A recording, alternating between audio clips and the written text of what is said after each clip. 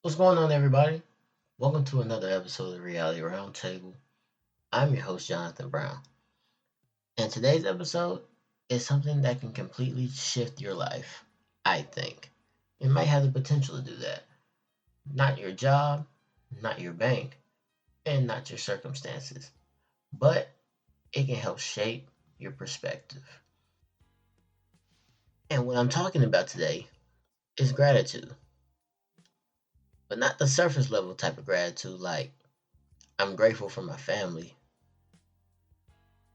We're talking about the gratitude that restructures how you see struggle. The kind that strengthens your mind, the kind that changes how you walk into rooms, how you handle pressure, and how you respond when life doesn't go your way. The message at the heart of this episode is simple. Gratitude isn't a reaction, it's a choice. And today, we're going deep into what that really means. So, let's start here. Most people treat gratitude as an emotion. If something good happens, then I'll be grateful. If I get the promotion, I'll be thankful. If the situation improves, then I'll appreciate it. But what if gratitude isn't something that comes after the blessing? What if it's something you decide before the outcome? That changes everything. Because if gratitude depends on circumstances, you're only going to be grateful when things feel easy in life. But if gratitude is a decision, then you can choose it when things get hard. You can choose gratitude when you're being overlooked. You can choose it when you're tired. And you can choose it when the door closes instead of opens. And here's the truth. The people who master gratitude in difficulty build emotional resilience that others never develop. Think about that. Anybody can celebrate when they win, but it takes discipline to be grateful when you take losses and while you're building. Now let's talk about mindset. I know my last episode was about mindset, but let's build on it a little bit here. Gratitude shifts your focus. Your brain is wired to look for problems. It's a survival mechanism. It scans for danger, the lack for what's missing. That's why it's easy to focus on what you don't have, what somebody else has, what hasn't happened yet, and what went wrong in life. Gratitude interrupts all of that. It forces you to ask yourself, what is working? What have I already overcome in life? And what do I already have that I've once prayed for? And when you start asking better questions, you get better answers. And here's something powerful. The same life can look completely different depending on what you focus on. Two people can have the same salary, but one feels broke and the other one feels blessed. Two people can face the same setback. One person feels defeated and the other person feels prepared. What's the difference in those situations? Perspective. Gratitude doesn't deny reality, it reframes it. Now, let's address something real. It's easy to talk about gratitude when things are smooth, but what about when you don't get the job? The relationship ends, business is slow, and you feel stuck. This is where gratitude becomes powerful. Because gratitude in hard seasons does three things. One, it stables your emotions. When everything feels uncertain, focusing on what remains constant grounds you. 2, it builds endurance. You stop saying, "Why is this happening to me?" And you start saying, "What is this preparing me for?" And 3, it keeps bitterness from growing. Gratitude and resentment can't grow in the same space. You get to choose which one you water. And here's something most people don't realize. If you can't be thankful where you are, you won't magically become thankful when you get more in life. Gratitude is something that is practiced, it's trained, and it's intentional. So let's talk about something that kills gratitude fast: comparison. Social media makes it easy. You scroll and you see somebody traveling, somebody getting engaged, somebody buying a house, or someone announcing a new opportunity. And suddenly you start to feel small about yourself. But comparison is dangerous when it ignores context. You don't know their timeline, you don't know what they sacrificed, and you don't know their struggles. Gratitude says, "I may not be there yet, but I'm not where I used to be." And that is powerful. You used to pray for the position that you're now tired of. You used to want the responsibilities that you now complain about. And you used to ask for growth, and growth came with pressure. Gratitude brings memory back into the picture, and memory keeps you humble. And here's something that people tend to misunderstand. Gratitude doesn't mean complacency. You can be thankful and ambitious. You can be grateful and hungry. And you can appreciate today while still building for tomorrow. In fact, gratitude actually fuels your growth. When you appreciate what you have, you tend to take better care of it. When you value your opportunities, you maximize them. And when you're grateful for your team, you are able to show up better for them. Gratitude shifts you from entitlement to stewardship, and stewardship multiplies results. So ask yourself, do I act like I deserve everything? Or do I act like everything I have is to give? Those are two completely different energies. One energy drains, and the other energy multiplies. Now, let's make this practical. How do you actually build gratitude in your life? Here are some daily practices that will help you do just that. 1, you can start your morning by naming 3 things you're thankful for. Before you get on your phone, before you check your email, and before you choose the stress for the day. 2, reframe the complaints in real time. Instead of, "I have to go to work," tell yourself, "I get to go to work." Instead of saying, "I'm exhausted," say, "I pushed myself today, and today was actually quite productive." Like I said in my last episode, how you talk to yourself matters. 3, keep a gratitude journal or something to write it down in. Don't just think about it, actually be able to see what you're trying to achieve. 4, express it out loud. Tell the people who you love that you actually appreciate them. Don't assume that they know how you feel about them, because you're not guaranteed to get the opportunity to do that tomorrow. And last but not least, reflect weekly. For me, I tend to do that on Sundays before I start my weeks. And ask yourself, what went right this week? Most people replay what went wrong.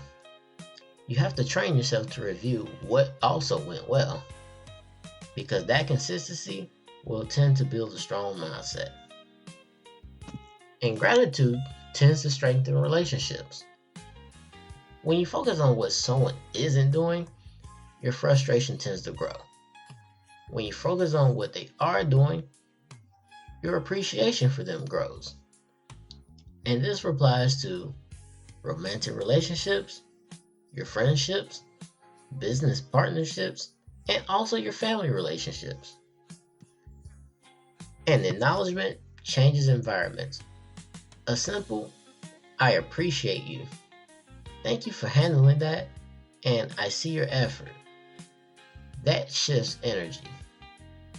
And people thrive where they feel valued. And here's the truth: the more thankful you are, the less critical you become of others.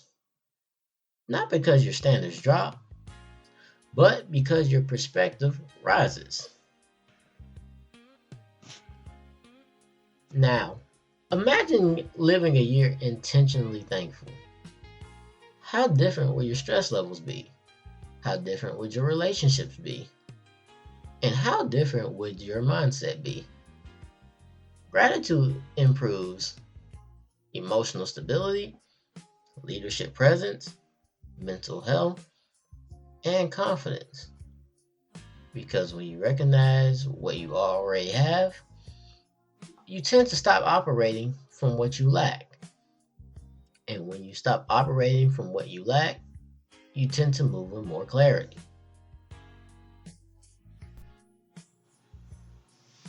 Now let's talk about the feeling of being behind. Being behind in life, being behind financially, behind in relationships, and being behind in your career. It's one of the fastest ways for someone to lose gratitude, because when you feel behind, you start measuring your life against a timeline that might not even belong to you. But here's something that's important about that: there is no universal timeline. You can find success in your 20s, your 30s, your 40s, 50s, 60s, or even later in life. Now, look at some of the most successful people in the world. Whether you're talking about Colonel Sanders, Oprah, Tyler Perry, or even Samuel L. Jackson. The timeline wasn't always smooth for them, and it wasn't always predictable, and it wasn't fast. But gratitude allowed them to stay grounded during seasons that looked like delay. Sometimes you're not behind, but you are just being built at the moment. And when you see your season as preparation instead of punishment, gratitude becomes easier. Now, this may be uncomfortable, but here we go. Entitlement is also something that quietly destroys gratitude. And entitlement sounds like, I deserve this, this should have happened by now, why not me, and I'm owed something. Now, don't get me wrong, having confidence is healthy. Believing in yourself is powerful. But entitlement says that the world owes you something. Gratitude says anything I receive is a blessing. Now, the energy in that is quite different. And when you operate from entitlement, you tend to be frustrated when things don't come fast enough. But when you operate with gratitude, you're prepared when things do come. One drains your peace, while the other protects your peace. Now ask yourself, do I move like I'm owed something, or do I move like I'm entrusted? A small shift in that mindset changes how you handle setbacks in life. And one of the greatest gratitude killers is forgetting. Forgetting where you started, forgetting what you asked for, and forgetting that you survived all the bad days that you had in the past. Because you didn't always have the opportunity, the skill, the network, or the mindset, but you built it over time. And there was a time when you didn't know what you know now, you weren't as disciplined, you weren't as confident, and you weren't as strong in your abilities. But gratitude grows when you remember all of that. And this is why reflection is actually powerful. Now ask yourself, where was I in the past And where am I now? Are you further along than where you were in the past? Growth that feels slow day to day looks powerful over time, and gratitude helps you see progress clearly. If you lead anyone, even one person, this part right here is actually for you. Gratitude makes leaders magnetic. People don't follow perfection, they follow appreciation. When you thank your team, the morale of your team rises, and when you acknowledge effort, the loyalty of your team tends to grow. That's why you have to celebrate the small wins because it builds momentum. Leadership without gratitude becomes pressure driven, and leadership with gratitude becomes purpose driven. Think about some of the bosses you've had. Think about the ones who only pointed out your mistakes. How did that make you feel? Now think about the ones who acknowledged your effort. Which one did you want to work harder for? Which one did you go the extra mile for? Gratitude isn't soft leadership, but it's smart leadership. Now, let's shift for a little bit. Anxiety often comes from future focus, and depression often comes from past pain. Gratitude anchors you in the present, not in denial, and not pretending like everything is perfect, but acknowledging in this moment there still is something good, even if it's small. Maybe it's you're breathing, you have another chance, you learn something, or you survive something that you thought would break you. Gratitude builds mental resilience. It doesn't erase problems, but it keeps problems from becoming your identity, and that matters. So let's do something practical right now. If you're driving, please keep your eyes on the road, but if you're sitting somewhere, take a second. Take a deep breath. Now ask yourself, what is something in my life right now that I have been overlooking? And what is something stable that you've been treating like it's ordinary? Is it your health? Is it your friend? Is it a skill? Is it an income stream? Or is it a second chance? Now ask yourself, what would life look like if all of this disappeared tomorrow? Perspective changes appreciation instantly. And that's the gratitude reset. Sometimes we don't value things because they become consistent. But having some consistency in your life is actually a blessing.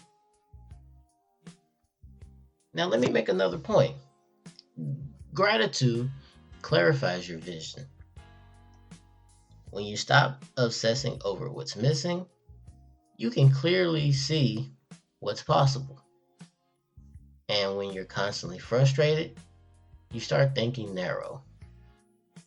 And when you're grounded in gratitude, your thinking tends to expand.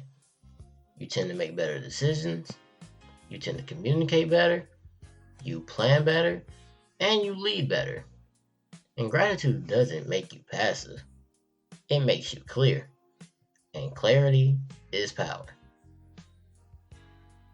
And gratitude actually is foundational in life. And when you master your gratitude, your stress changes, your energy changes, the relationships you have in life changes, the way you lead changes, and your perspective tends to change. So for the next 7 days, write down 5 things that you're actually grateful for. Say one out loud to someone you appreciate, and reframe one complaint in real time. And see what happens in your life. See if there's actually a change within yourself. But here's the thing though, you don't become grateful overnight, but you become grateful intentionally. And if this episode resonated with you, share it with somebody who you think may need to hear this perspective. And also remember, You don't wait for life to improve to feel grateful. You choose gratitude. And then your life starts to begin to feel different. I'm your host, Jonathan Brown, and thank you for listening to another episode of the Reality Roundtable. And I'll be back next week, Wednesday at 12 p.m. sharp with another episode. Thank you and have a great day.